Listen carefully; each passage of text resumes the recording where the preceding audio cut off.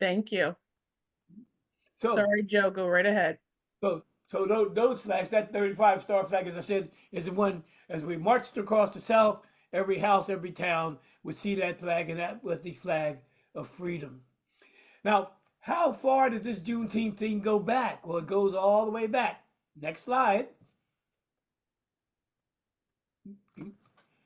There we go. Next slide. It goes all the way back. What do you mean all the way back? It goes all the way back to the Bible, to the book of Leviticus. And we have a Bible verse over here on your left, and we have the famous Liberty Bell on your right. Why the Liberty Bell? Well, the Liberty Bell has words from the Bible, from the book of Leviticus, chapter 25, verse 10, saying, proclaim liberty throughout all the land unto all the inhabitants thereof.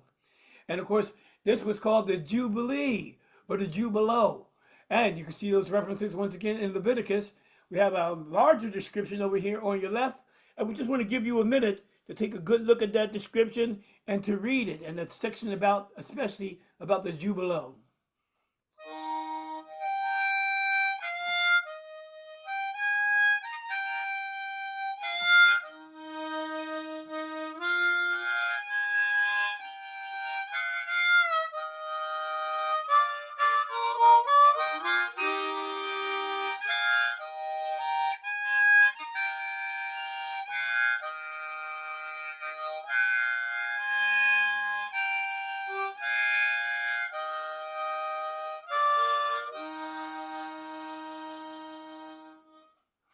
So, as you can see, to proclaim liberty throughout all the land unto all the inhabitants thereof. So, this is pretty far back, all the way back to the Bible. In Pennsylvania was a guy named Norris who had those words put on that famous bell, the world's most famous non-working cracked bell. Next slide, please. There she is, the essence of it all. How far does it go back? It goes all the way back to ancient Egypt. This is Isis. And there's an Isis festival that happens every year at this time. As a matter of fact, some people have said, well, what's Juneteenth doing happening here? It should happen at a different time. It should be like the Pinksters Parade in May up in New York. Or it should be like the Ohio Emancipation Day in August, or the Rhode Island Emancipation Day in August. So a lot of people have a lot of ideas about when the Emancipation Day, the Freedom Day, the Jubilee, or Juneteenth should be. But in fact, it's one of the oldest holidays in mankind. That's right. All the way back to ancient Egypt, they would know when it was the summer solstice, the day and the longest day of the year. The perfect day for a party or celebration. And guess what? This day was not chosen by governments. It was not chosen by officials in religion. It was chosen by the people based on something that is solar, stellar, not a regular cultural organization. So the cultures have bought into the idea of the solstice, and that's why we have so many holidays around the solstice. I'm sure if you think about it, the winter solstice has numerous holidays around it. And of course, we've been working on a cultural improvement called Kwanzaa.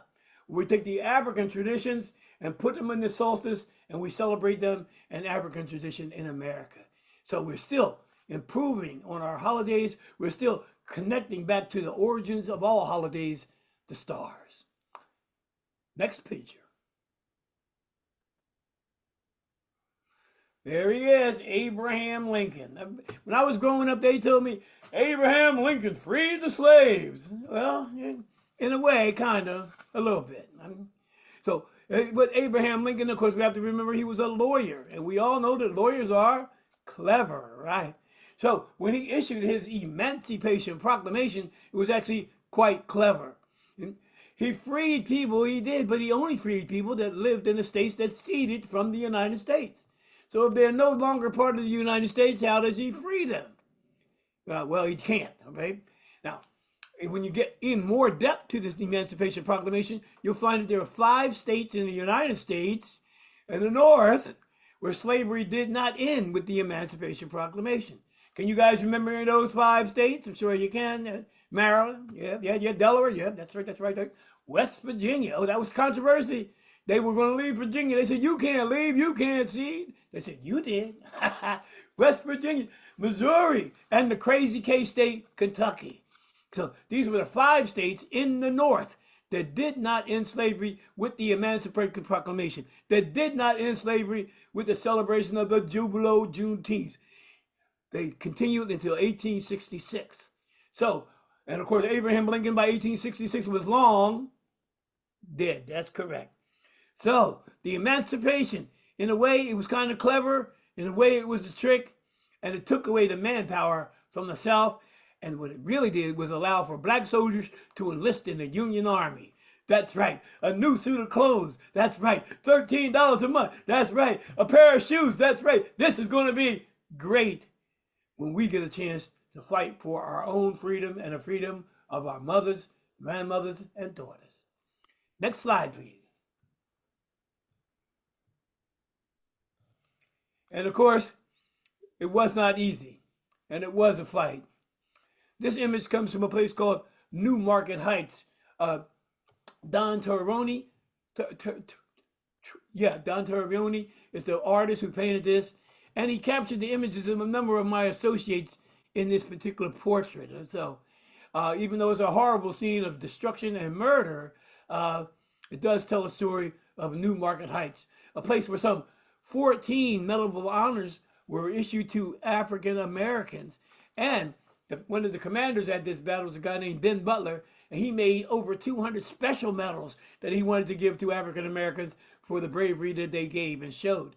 However, the federal government denied his medals, and those Butler medals, as they were called, were never issued. But New Market Heights, one of the many battles, they say over 330 battles that the United States colored troops participated in. Next slide.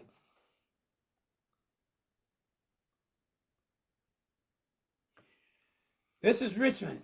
Richmond was conquered, and when Richmond fell, it was a mass conglomeration of people, the soldiers, the people who came in from the plantations, the city people. They all came out into the streets, maybe not all to celebrate, but they all were out in the streets. The famous story, of course, is when Abraham Lincoln went a few days later after the capture of Richmond, that the black population gave him great salutations and salutes, thanking him for everything he had done to end slavery in Richmond. Of course, Lincoln had ended slavery in 1862 in Washington, D.C. So he was the kind of person who would end slavery. But if he said it once, he said it twice, he said it 3 times. He said, if I could hold the country together without freeing anyone, I would. But if I have to free everyone to hold the country together, I will. So that doesn't actually sound like a war for freedom. It sounds like more like a war for union. But these conglomerations happened, as I said, from house to house, door to door, person to person, step to step, telling people that you are now free. Next slide.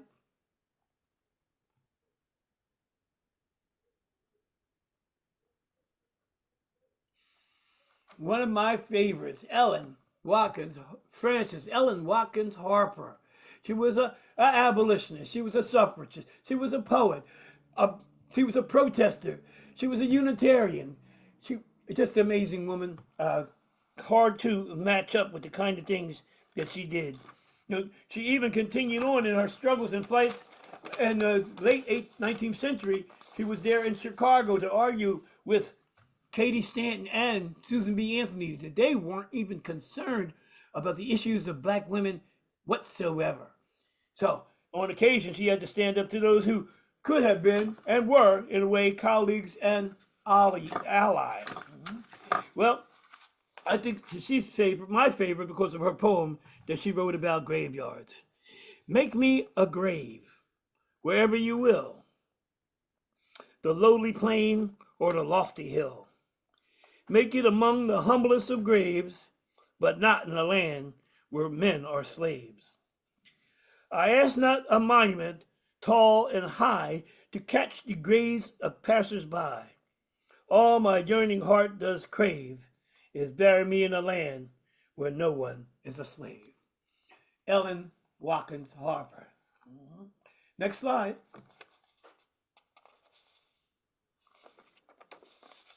Whoa, here he is. Robert Small, sometimes called Small Robert. We all remember him.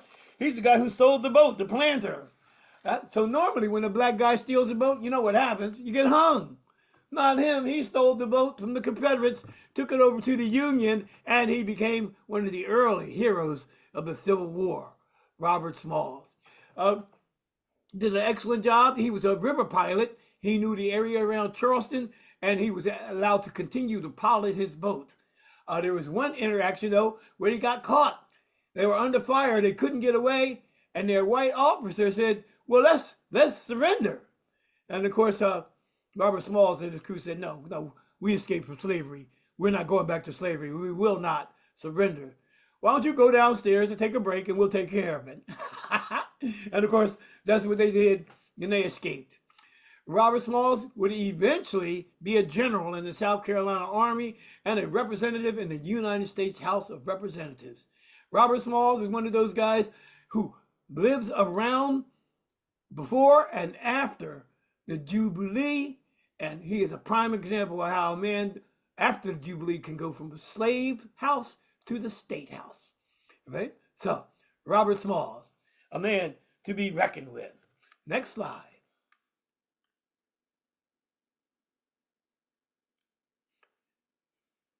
Here he is, Gordon Granger, General Gordon Granger. He's the one who read that very, very, very special document called General Order Number 3. Now, he's not one of my favorite guys. He doesn't seem to be very enthusiastic about this general order that he read in Galveston, or at least presented in Galveston. People always want to know what it said, so here it goes. The people of Texas are hereto informed that in accordance with the proclamation from the executive that all slaves are free. This involves a absolute equality of personal rights and rights of property between the former master and slaves. The connection between becomes that of employer and hired hand. The freemen are advised to remain quietly at their present homes and to work for wages. They will not be allowed to gather and collect at military bases, and will not be allowed to or supported in idleness anywhere. So that's what General Granger said, and you can probably tell why I'm not so excited about him. To turn the whole thing into just a few sentences, you are free, but don't come around me. So, Gordon Granger, General, Commander of the 25th Corps. Next slide. Martin Delany. I've read Martin Delany. Martin Delany was amazing. He worked with Fred Douglass at the newspaper there in New York at Rochester. He started his own newspaper called The Mystery. He went to medical school, became a doctor. He was an African explorer. He went up the Niger River and found a wonderful place in Africa where we could all go back to. Yes, he was a back to Africa person, a nationalist. He came back and said, Fred, I found a wonderful place on the Niger. We can all go there. We can live in peace. We can live in honor without prejudice. We can go. Fred said, well, no, I'm not so sure about that. That Africa thing. I'm thinking about Haiti. So they were on the same page. Martin Delany talking about Africa, Fred Douglass talking about Haiti, and of course the war came up, and all plans for leaving were off.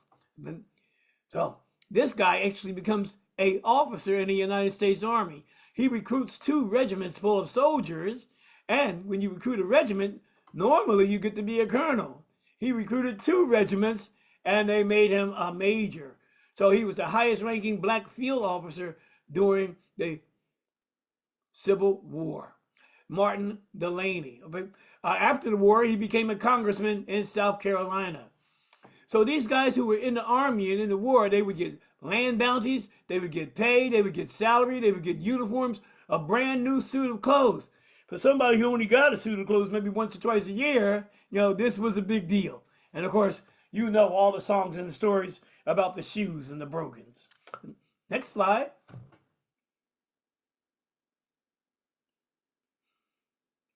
So the war was over. It's freedom. It's the Jubilee. In the year of Jubilo. That's right. When the kingdom comes, it'll be the year of Jubilo, and all God's people will be free. You noticed when you read the sections from the Bible, from the book of Leviticus, it mentioned the Jubilee or the Jubilo. So every 50 years was supposed to be that Jubilee year. And of course, in our society, in our culture, we didn't respect that part of it. But we did respect the part that says that you could own slaves.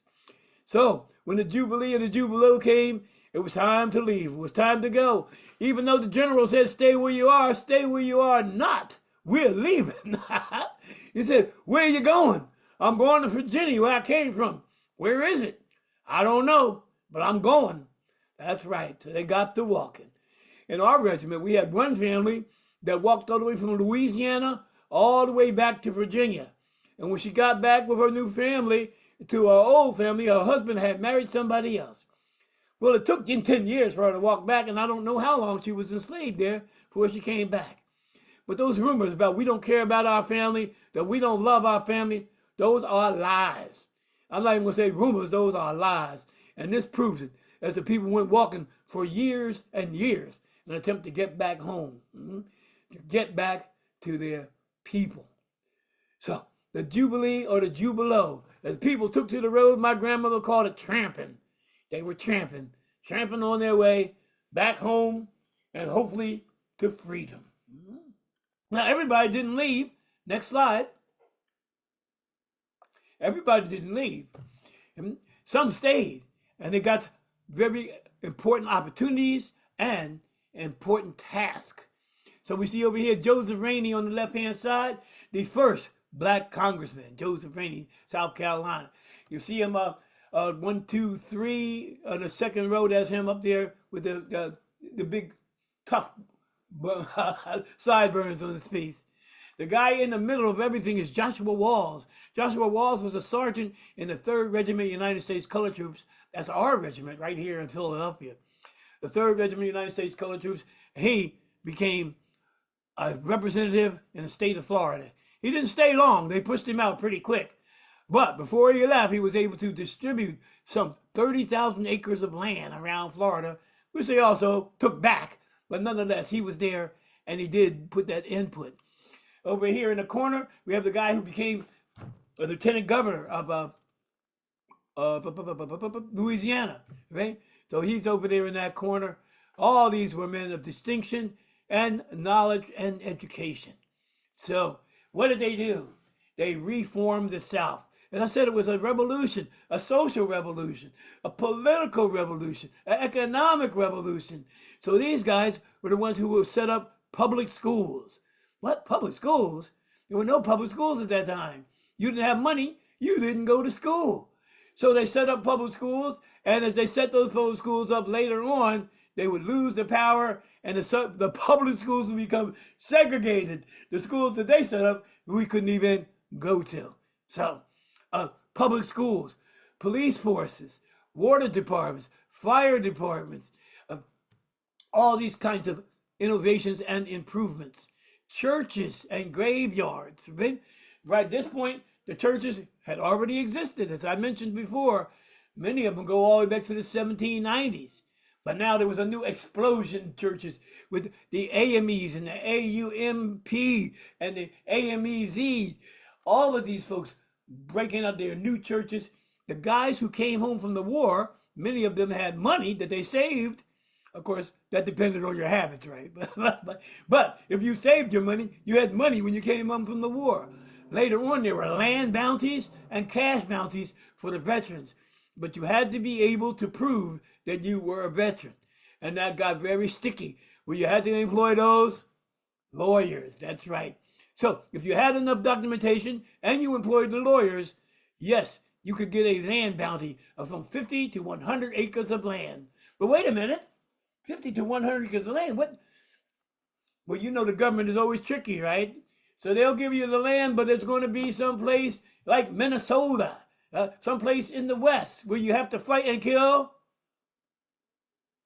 Native Americans. That's right.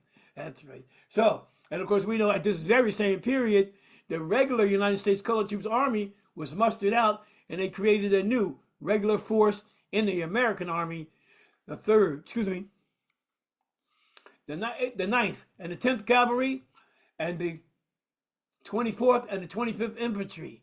And they became known as the Buffalo Soldiers because of their activities on the Western frontier. So these were the men that brought the South into the modern era, the first black congressman. Next slide, please. This is the guy, Tillman Valentine. He was a sergeant in our 3rd Regiment, and you can see him here with his coat on and his hat. Now that hat has a special symbol on it that says he's a member of the GRA, the Grand Army of the Republic. Okay? So this was a veterans organization. After the war was over, they started to form together to create their organizations and clubs. So this was one, and of course, there were major inclusions and involvement in the Masonic orders and the different fraternities. Right?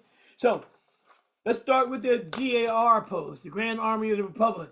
As you go to your graveyard, you often see over here on the left-hand side that symbol for the Civil War soldier and the Grand Army of the Republic.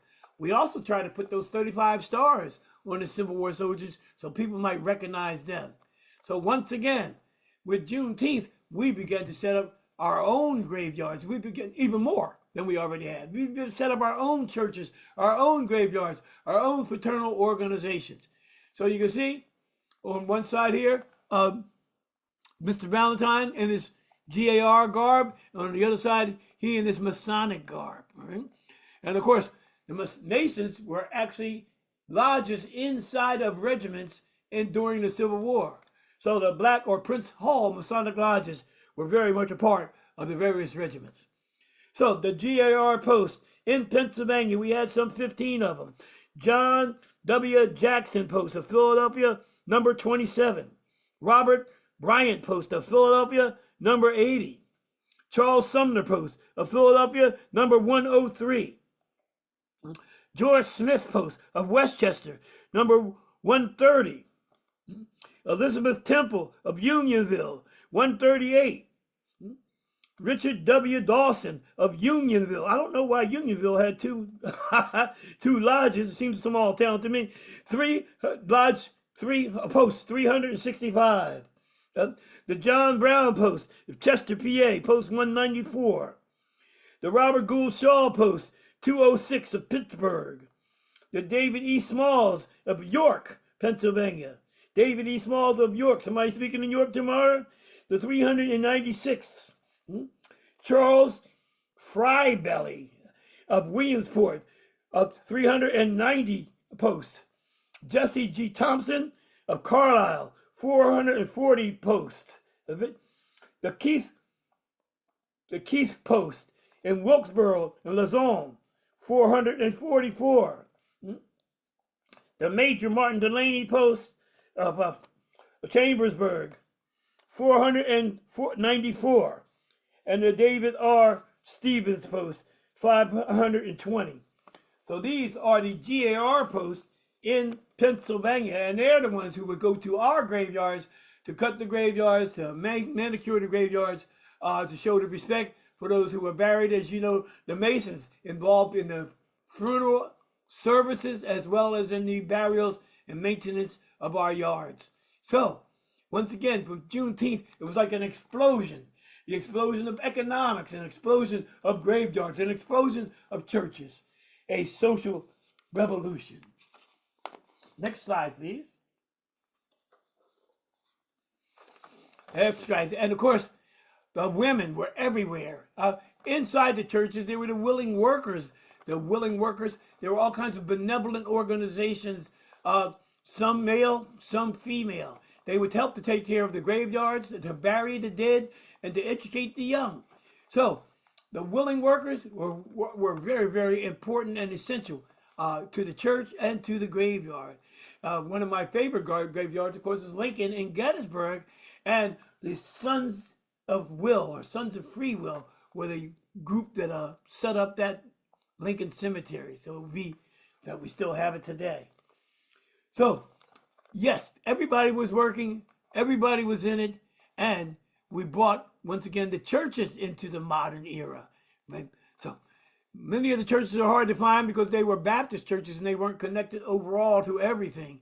But many of the churches are still easy to find. The AMEs, the AUMP, the AMEZ, they're still around today and still maintaining our traditions and libations and flowers, like the White Carnation Group.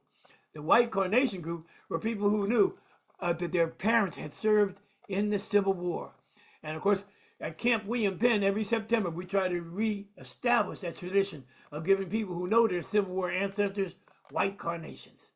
So the women of the churches working hard for those who were alive as well as those who had passed on. Many of the businessmen would set up graveyards. Stephen Smith, he set up a graveyard right there in Philadelphia. I live in that graveyard or in the grounds of that graveyard, which was called Olive Cemetery. The Robert Bryant post number 80, took care of our cemetery over here. Now, out in Norristown, there was a Tremont Cemetery, and a guy named Albanius Fisher. Albanius Fisher was a sergeant in the 54th Massachusetts, and he was a leader in the fraternities in Norristown. He was an AME Reverend and a member of the 80th post of the GAR. So Albanius Fisher also buried at Tremont, and they also would have taken care of that Tremont Cemetery up on, I believe it's called Sandy Hill in Norristown. So, yes, things were changing, things were going, and somebody came up with the idea, well, wait a minute, you were burying these people, let's make some money off them. So they opened up what we call a business graveyards. And of course, Eden would be one of those business graveyards. Olive was one of the business graveyards. Marion was one of those business graveyards. So the business graveyard, how to make a profit from the graveyard. Right? Now, one of the things that I love most about Frances Ellen Watkins Harper is her poem that she said about graveyards that I just read to you already. Okay. All right, next slide. Here he is, Henry McNeil Turner. But this guy was nominated to be the commander, the colonel of the 1st United States Colored Troops. So when the white troops formed their regiments, they got to vote for their colonels. We voted for Henry McNeil Turner, and the government said no and gave us a white commander instead. He went on, of course, to still continue on as the chaplain, and later on, after the war, he would actually become the bishop of the AME Church. One of the most amazing things that he said, and it caused a great deal of problems and controversy, he said that Jesus and the people of the Bible were black. Right. So these guys also worked on the Equal Rights Amendment and the Equal Rights League. The Pisgah Lodge, or Mount Pisgah Lodge, number 32. So I already mentioned a number of the churches that were involved. In conclusion, graveyard corporations would slowly take over as the churches moved out from the rural areas and the people moved into the urban areas. The urban churches got to be a little bit bigger, but many of the country churches would fade away and die. And that left graveyards unattended. So once again, the Masonics, the church people, the GAR were the ones who took the effort and made that great step out to take care of those degraded and falling apart graveyards. The federal government did get into the act, and in 1864 they opened up their first federal graveyard in Arlington, Virginia. So the graveyards exploded. The opportunities exploded.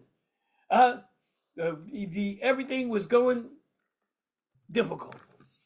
Because in 1877, Rutherford B. Hayes and Samuel Tilden met, and they made a deal that the Yankees would move out of the South and leave the black population to the concern of the reinstated Confederates.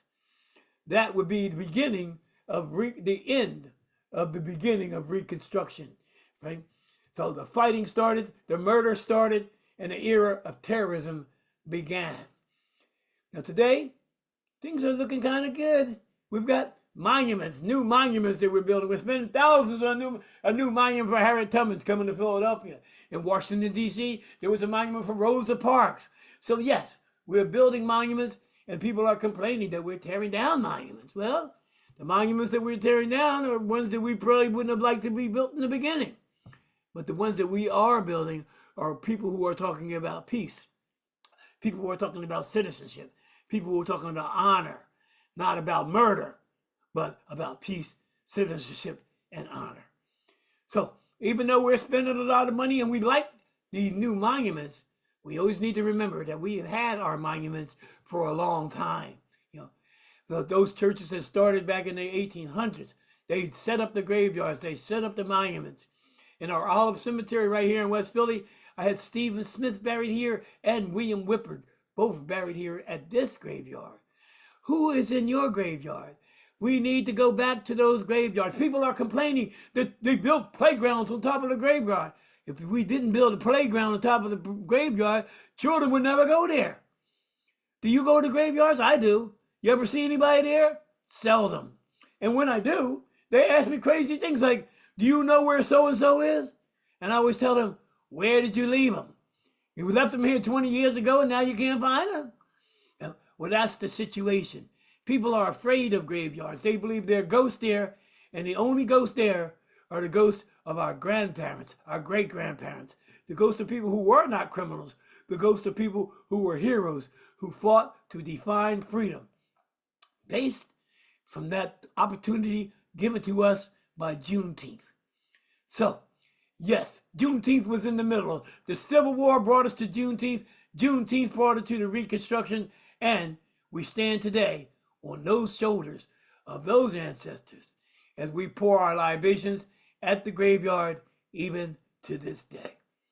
So, I'm Joe Becton. I know I've been talking for quite some time. I was wondering if anybody had special questions that they would like to raise with me. Hi, Joe. We're going to have Jeannie. People can turn on their videos now so we can see you and you can ask your questions. Jeannie is going to ask ones that we have on that people have put in the chat earlier, and then we'll go to the ones that are in the chat. Very good. Jeannie? Very good. Okay. Joe, can you hear me? No, can you go up a little bit more, please? I will do my best. All right, I'm ready. All right. Any better? Can you hear me? We can hear you, but it's not as loud. It is loud or it's not loud? It's not. Let me take my headphones. Is this better, folks? Yes, it is. Okay, so Joe, our first question that we received from a registration was, how do we get the youth involved in reenactment? This is a very difficult task. It's a great question, by the way, but a difficult task. Right? Number one, in reenactment, we tend to wear funny clothes, right? Young people don't like to wear funny clothes. Well, actually, they do. They don't like to wear historic clothes. So that's one of the problems in recruiting them. Now, I've had an idea that I got a lot of kids in West Philly, where I live, who play drums. They have these drum corps. So I have an idea to go to the drum corps and recruit them to march in the parades with us. We have the uniforms, but I don't drive. So it's a problem. So I have to get the parents involved so that they can drive to participate with the kids. Also, it's going to be important to get the parents to know who we reenactors are and what we really are. A lot of people believe what they see on TV, that we're always drunk and we're shooting people. Well, we're seldom drunk and we never shoot anyone. So it's one of those many kind of problems. How is it going to be solved? I hope that I'm going to get some new younger recruits in my regiment who can still drive and we can go on. My regiment started in 1990. So you can tell that most of the guys who started that regiment are no longer with us. So we're very interested in new recruits, especially parents who have kids. Okay, wonderful. Next question we received was from Bertha Jackman, one of our board members, and she asked, "How did Juneteenth affect how USCT and other Black folk influence or change burial practices for them?" That's another great question. Now, the burial practices, of course, are a part of our culture, and that goes the libations, the flowers, that goes all the way back, all the way back. All right, so we still have a very similar practices. Even I believe even saying some of the same prayers about ashes to ashes and dust to dust that have always been said for thousands of years. So it hasn't changed so much our culture for funerals, but with that opportunity to be free. Now, the soldiers got their bounties. I think I mentioned those bounties. 50 to 100 acres of land. So you have 100 acres of land. Now you can donate. Well, you had to sell the land first because it was in crazy places like Arizona, right? So you had to sell the land first. Then you could come home and buy land in your community and set up your local churches and your local graveyards. So those bounties were influential with the soldiers and them coming back. Now, even before the war, there were people who traveled all around the world, sailors, of course, right? And they traveled around the world, and they didn't have much time to spend their money while they were sailing around the world. But when they got home, guess what they had? Money. And a guy with money could be a deacon. He could build the graveyard. He could build the church. He became a very influential member of society. So sailors and soldiers came from around the world. As I said, if they didn't have really bad habits, they would get home and have money to build their communities. So that Juneteenth gave this the impetus and the story for building our community. We already talked about the book of Leviticus, the book of Jubilees. So we see where that connection comes from the very old days, from the Bible, and still with us today. So not so much changing our practices, but changing our opportunities.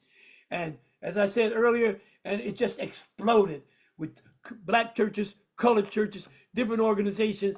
And of course, the Baptists explode the most because they don't have to organize. They were individual. So they went just massive explosions for religion, for graveyards everywhere. Fred Douglass said that the graveyard that I live in, the Olive Cemetery, was the first Black-owned, Black-buried graveyard. Now, we know that Fred has a tendency to exaggerate just a bit. Probably wasn't the first, because I think George Bryant set up a church, a Baptist church back in 1777. So probably wasn't the first, but it was certainly important. And what makes it even more important, of course, that Fred spoke on it. So you have your same kinds of things. A lot of the churches, Hosanna, I think it's 1834. So a lot of the churches happened before the Civil War, and they keep that pattern of burial and preservation and, come on, what's the word? It's internal. We have it, respect, and respect for the dead. Okay, wonderful. Next question is from Caleb Jackson, who asked, "Why were so many USCT deployed to Texas after the war ended, and how many were there on June 19th, 1865? Wow, Mr. Jack, hello, sir. I haven't heard from you in a while. It's good to hear from you, sir. Of course, he's the Lincoln Cemetery over there next to Harrisburg, right? Well, of course, when the war ended, they sent the 25th Corps to Texas, right? Now, as they're in Texas, some people would think that they just came to tell everybody they were free. But actually, they were sent there because there was trouble in Mexico. While we Americans were busy killing each other, 650,000 Americans were killed because Americans were killing each other. The French, Napoleon III, decided, well, this is a good time to take over Mexico. So we sent a guy named Maximilian with French troops and colonial troops to Mexico. So one of the strangest stories is that some of those colonial troops came from Egypt and Sudan. So Africans were in Mexico, taking over Mexico, and Africans were lining up along the Rio Grande to go in to fight the other French army. Fortunately for everyone, the Mexicans beat them by themselves. Okay? Today we call that a celebration, Cinco de Mayo, the 5th of May, when the Mexicans beat the French army at Puebla. So that's why we were lining up along the Rio Grande and on June 19th, 1865. And of course, there were people from all over. There were 5 regiments from Camp William Penn in Pennsylvania. There were regiments that came from Ohio, regiments that came from Missouri. The 62nd was there for the last battle, Palmetto Ranch. So the 62nd United States Colored Troops was there at Palmetto Ranch for that last battle. So yes, in total, some 20,000 colored troops would be sent to Texas along the Rio Grande. All right, wonderful. So our next question came from Harriet Gaston, who asked, has your avocation inspired others to become reenactors? Yes, yes, yes. Not only reenactors, but historians. I don't know if I probably didn't tell you, but for 21 years, I was a broken bell guy. So I walked around talking about the Liberty Bell, the world's most famous non-working cracked bell, and about Independence Hall. To this day, I still get notes and letters from people who experienced some of my programs, and they want to see another one. They want to know where that was back in the 20th century. That was back in the 20th century. So yes, I was one of the founders of the 1st Rhode Island Regiment, which is the American Revolutionary War Regiment. They operate out of Trenton today, and they are the top of, they're near the top of the house for reenacting in America. So they're totally booked. Everybody wants to see them, especially as we come up to the 250th anniversary of the birth of the Army. By the way, that was the Army birthday last Saturday. Right? So the 1st Rhode Island, celebrating and commemorating. We have special programs that we're offering next year for 2026 for that 1st Rhode Island. And then, of course, I was there to help form the 3rd Regiment United States Colored Troops Civil War Reenactors. Right? And we started some 40 years ago. As a matter of fact, 35 years ago, and we're still going. But as I said earlier, we need some younger people. We're getting kind of old. And then there was the 6th United States Colored Troops that formed. And we can't take credit for all the groups that have formed over America, but when we came into this hobby, as they call it, there was the 54th Massachusetts Company A, Company B, and Company I. And they were the reenactors on this coast. Later, and then there was a group out in Tennessee. So they had the 12th Tennessee out there, in the 12th United States Colored Troops, the 13th United States Colored Troops out in Tennessee. So there were groups that had formed. We're still looking for more groups to be forming in the South. One of the newest and most powerful groups that's forming right now is the 35th United States Colored Troops in North Carolina, in the Raleigh and New Bern area. And of course, I take special pride in them because members of my family served in that 35th United States Colored Troops and in the 14th the 14th United States Colored Troops, the 14th United States Colored Troops Heavy Artillery at Fort Macon in North Carolina. So, yes, we are hoping that more and more people join. We're writing articles. There was a monument that was just built in Wilmington, North Carolina, within the last few years. So yes, we're influencing, we're building people. And as we started way back in the 20th century, we would march on the streets for Juneteenth. We didn't have a permit. We're marching on the streets. The people are beeping their cars. They're yelling at us. They're cursing us. Get out of the street. You no good, blah, blah, blah, blah, blah. Well, that's how we started. And today, it's a national holiday. No, we can't take all the credit, but we can say that we were there to help promote and motivate people to understand about the solstice, about Juneteenth, and about the improvements that we made in America as we go on to define freedom from Juneteenth to Juneteenth. We have a couple more questions. Jeannie, how many do you have? I have got a fair amount, so we might have to pick just a few that maybe are particularly relevant to the session. Okay, now I'll try to shorten my answer. I didn't know that I was a. That's okay. Here, so no worries. I will just ask you the question we received here.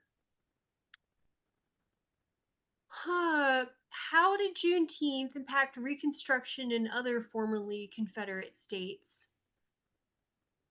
Say that again, please. How did Juneteenth impact Reconstruction in other formerly Confederate states?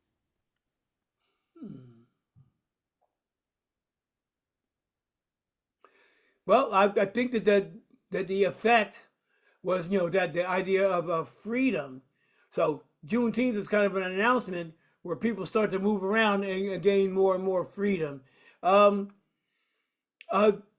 course, the liberation of Richmond, the liberation of Charleston. So it's not really the words or even the celebration that creates the liberation. It's actually the soldiers that create the liberation. So as they go from town to town, spreading the word. So with that liberation and the word being spread, all kinds of black and tan governments pop up all across the South. So as the Confederates lose their citizenship, and then the African men gain citizenship and the right to vote, then that changes. That's why we had that early Black Congress and why they called the Black and Tan Congresses of the South. So the idea of black participation, citizenship, property ownership, education, waterworks, fire departments, those things are all a result of the end of the Civil War, the beginning with Juneteenth, and the rise of what W.E.B. Du Bois would call Black Reconstruction.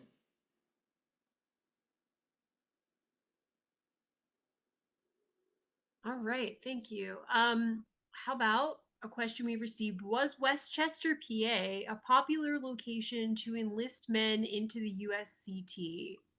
Yes, Westchester is very popular. As a matter of fact, when the war got started, America said no to black soldiers, right? So in Pennsylvania, we volunteered, and Governor Curtin said no to black soldiers. He said no. And Governor Parker in New Jersey said no to black soldiers. Governor Ogden of New Jersey said no to black. Delaware said no to black soldiers. Ohio said this is the white man's war, and the white men will fight it out.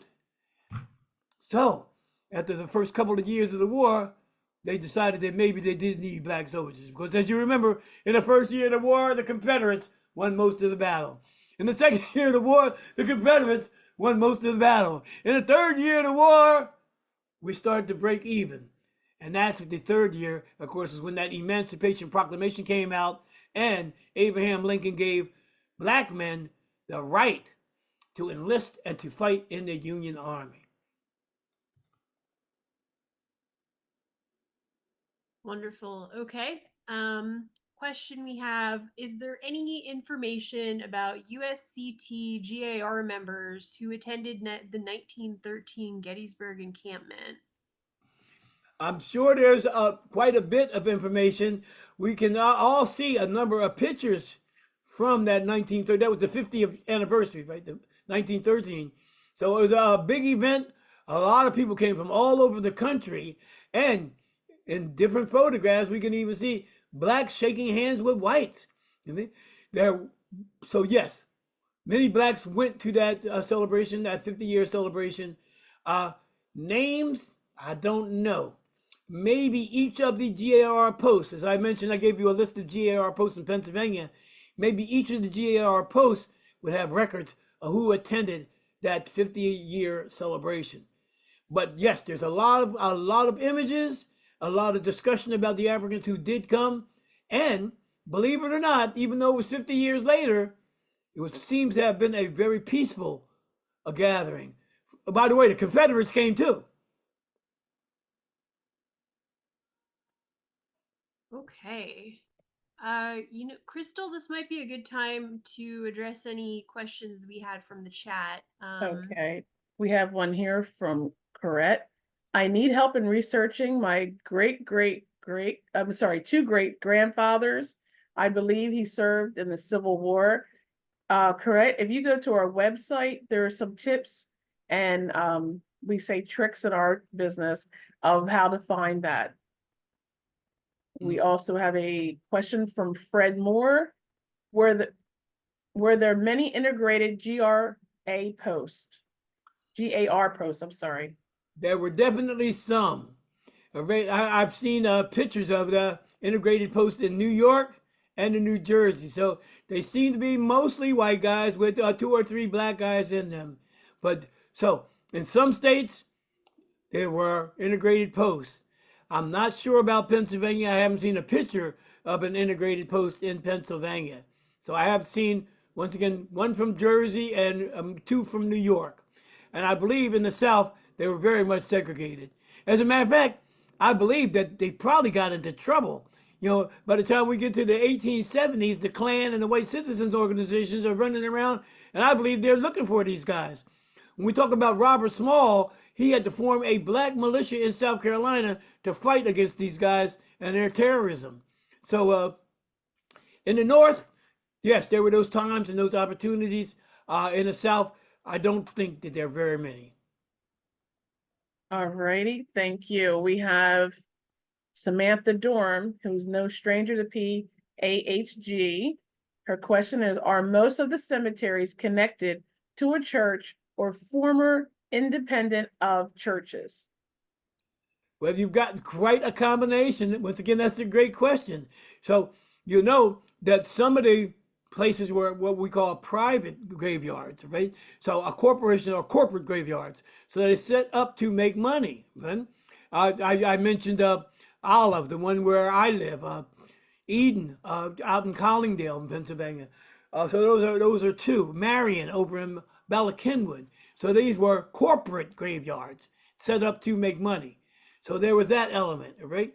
Now, I believe that there was kind of a class thing. If you didn't have enough money, you applied to the government, they would give you a stone, right?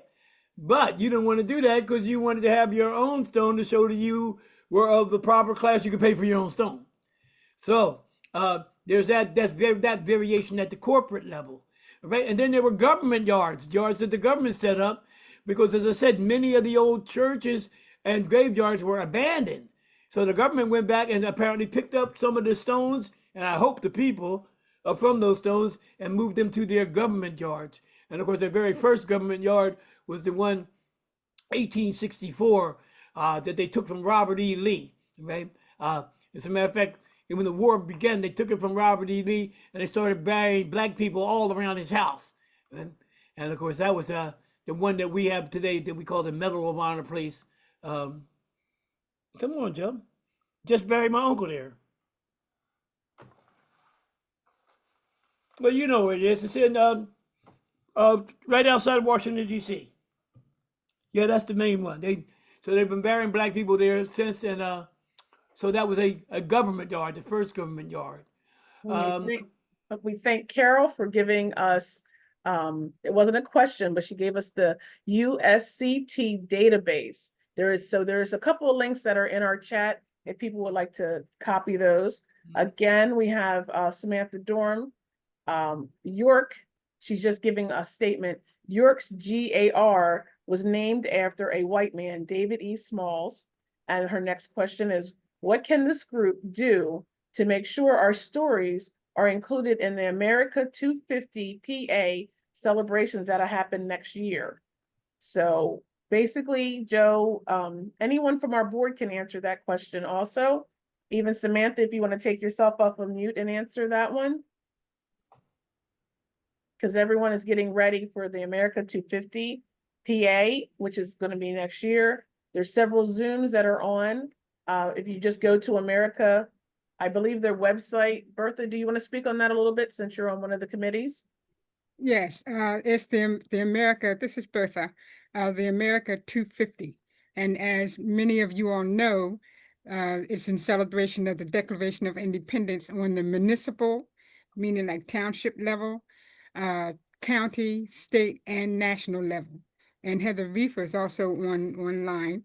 I can see her and she might be able to speak to it. But as far as answering Samantha's question about what can be done, it's a matter of making sure that you find out who in your municipality or county, especially those two levels, and then the state level as to what is being done already, what's already planned, and then insert yourself into the planning with any kind of an event. But the first step is to find out who is already doing something, who's in charge, and connect with them to be involved in the 250. Well, And thank you. and that's across the board. That's any and every kind of event, including cemeteries. Well, thank you, because Heather did put it in the chat.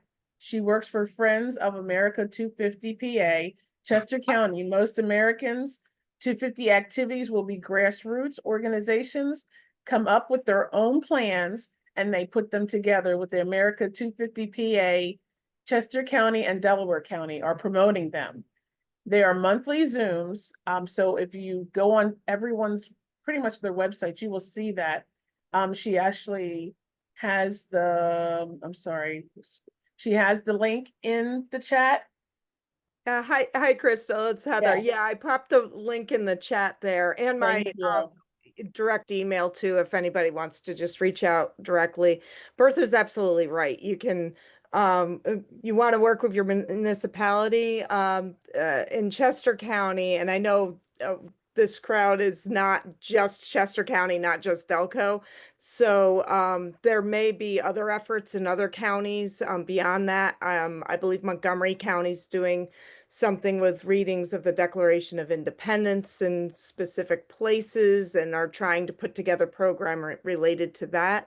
So if you're from Montgomery County, you can reach that out. But we have a bunch of resources right on our website here. So Well, yeah. thank we you. can try to help to direct you to the right direction if you're from outside the area. Right. So in the This in the is- chat, everyone, she has a link. Also, we will have a link on our website, which is PAAHG.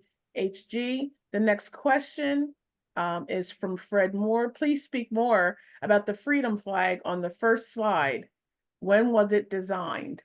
That's a question to you, Joe, if you know that one. Yes, yes. As a matter of fact, well, that first flag, of course, is a, I guess we have to call it a perpetuation of the first, the early American flag, that 13 stars in a circle. So it's a perpetuation of that as we continue to add stars with each new state. So it's, by the time we get to a circle with the star in the middle, it's the 34th. So there's these 34 states would be the one with the star in the middle. At the 33 states, you get you can get the circle pattern, right? But you don't have a star in the middle. So if the star is what's caught your attention, the star 34, before the star 33. The circular pattern goes all the way back to the American Revolution. Joe, do you not have a 35 flag right there near you that you can just hold up and show? Well, yes, I do. As a matter of fact, I was going to do that at another time in the presentation. I forgot to do it. There it is. So what we do in the 3rd Regiment is we put these on the Civil War graves. So if you've ever been in a graveyard and walked by a grave with this on, you know that the United States CTs have been there, and we're spreading them all over. The guys in Jersey are doing it. We're in Pennsylvania, and a few guys down in Delaware. But hoping that we're going to lay a standard, a cultural standard, that people will continue, along with libations and things like that, to help identify our ancestors. I always encourage everyone to go to the graveyard. Stop that foolish Netflix. They're telling us all kind of stupid lies, and go to the graveyard. Find out who your grandparents were. Find out who your great-grandparents were. They were heroes. They fought World War I. They fought World War II. They established the Walk at Selma. They walked on the wall here in Philadelphia at the Girard College. They are our heroes. They are our monuments. And we need to remember that. All right, our next question comes from Pastor Beverly Bell. Do all states celebrate Juneteenth? And if not, how does it happen? Well, the last president made Juneteenth a national holiday. So, in theory, all states celebrate Juneteenth. I have an uneasy feeling that that might somehow not continue. Amen? But at this point, all states can celebrate Juneteenth. And some states and some municipalities actually give you pay for Juneteenth, the holiday. So that's big. As I told you before, back in the 20th century, people were calling, yelling, cussing, get out the street, you're liars. So it's to us, it's quite refreshing to find that Juneteenth is a national holiday. All right, we have a question from Winton Butler. How did the USCTs inform plantation owners that they no longer could own slaves? Well, the funniest thing about that is when we arrived, the so-called masters have a tendency to leave. They don't seem to have stood around, to talk to the USCT about why they are here and why they're trying to free people. Now, a lot of masters, so-called masters, would take their people and run away with the people and try to hide the people. As a matter of fact, we speculate that in the American Revolution, one of the reasons that we lost some of the battles down there in the South was those guys took their enslaved people and ran away to the mountains and didn't stay to fight the British. So, not a lot of communication between those two groups. At Camp William Penn, we had one guy who came to retrieve some of his escaping Africans. And the commander said, well, these guys are gathering around and they don't like this very much. I suggested you leave before something bad happens to you. And so that's the kind of thing that was going on. There's this one song, by the way, I kind of hate the song, in the year of Jubilee. And it talks about the master says, oh no, the blackies say, ha ha ha, it must be the year of kingdom come. It must be the year of Jubilee, it's the year of kingdom come. So you can tell why I hate the song, but it does capture that spirit. All right, we have a question for Veronica Wade. Is there an ordinance about building on graveyard sites? We have a CUNY York College near a New York built on a graveyard. They finally built on the entire site over a 30-year span. Well, I'm sure that that's different for each town and each county. I know here in Pennsylvania and Westchester, we're involved right now in a little bit of a struggle to get access to one of their graveyards. So a privately owned graveyard is generally a privately owned graveyard, and they could decide what to do with it or what not to do with it. I get a lot of people who are kind of angry because we built playgrounds on top of the graveyard. And I say, no, I'm not angry. I said, how would we get those children to the graveyard if it wasn't on the playground? If you tell them it's a graveyard, would they go? No, they won't go there. But now that we have them at the playground, we can interpret the graveyard. They'll know who it is, what it is, why it is. So I'm not against playgrounds. I'm not against schools on graveyards. I'm not against any of that because it'll get the children there. And if we teach them, it will perpetuate our story and our history. All right, we got just a couple more, and then we got a treat for everyone. If you just hold on, stay on. We have a Jenny Jesus. She said, thank you very much, Joe. We also have, I'm so sorry. Here we go. We have Heather. Again, she said, Joe's presentation has been fascinating. Thank you. We have Hazel Murray. Many USCTs were buried in AME church cemeteries. For the stories of the 28 USCTs buried in Payne Chapel AME Cemetery in Canonsburg, PA, see the recent published Forgotten Valor. And then it says the USCT of Payne Chapel, Canonsburg, PA by Murray and Bender, available on Amazon.com. Thank you very much. If you would also put that on the chat in our website on PAAHG Hallowed Grounds, That'll get around. Samantha Durham recommends contacting your county commissioner's office for America 250. Again, we have one from Cynthia Peck. Joe, thank you for your presentation with us. So much valuable information. He is valuable to all of us. Hazel Murray, last question. Many USCTs, I believe she just is copied twice. So at this moment, guys, we want to give Joe a round of applause. He is going to give us a treat. Do you have something around there, Joe, that you want to? All right, all right. You know, He plays the harmonica and he's going to show a book.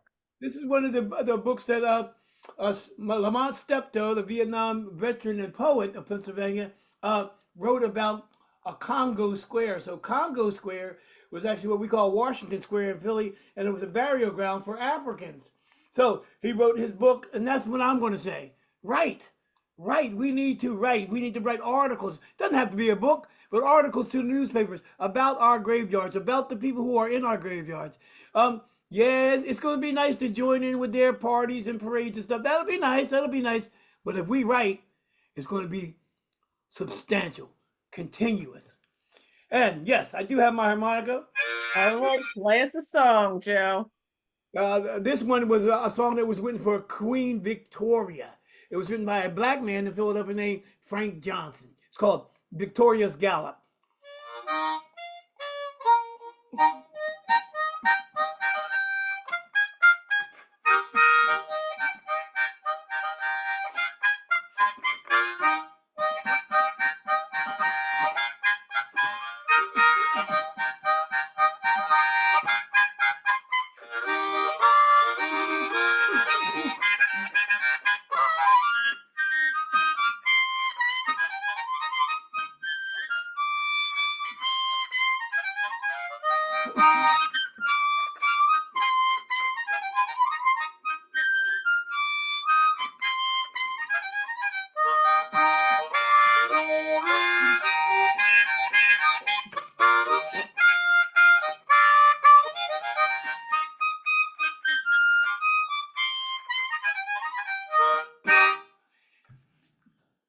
Hey, thank you. And keep in mind that our story is the story that defines freedom for yesterday, for today, and for tomorrow.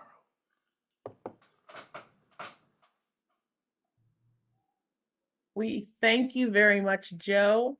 It has been an hour of informative information. We have here, everyone is putting in the chat. Carol Black, wonderful, Mr. Becton, thank you so much. We have very nice, awesome. So if you want to see Joe, as we showed in the very beginning, he has a website, he does reenactments, he is still active, and I don't think he's going to stop until the Lord calls him home, amen? Amen. All right, so we really thank you. Everyone, please, if you can, go to your local Juneteenth, celebrate. If you don't have a place to go, come to Kennett Square, June 19th from 5 to 9. All righty. Mm-hmm. Yep. Have a great night. We thank you so much. I'll be out at Landis Valley on the 19th too. Landis Valley, Lancaster County. There you go. We have some board on here. Bertha, Jeannie, I believe I might have saw Sheila. Does the board have anything to say?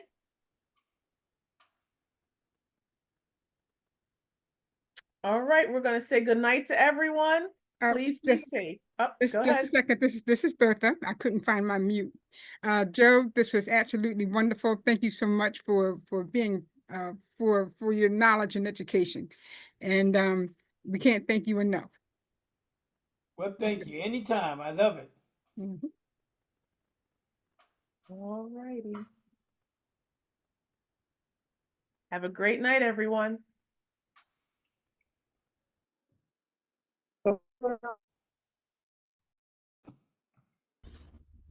Joe, you could teach the youth how to play a harmonica. That might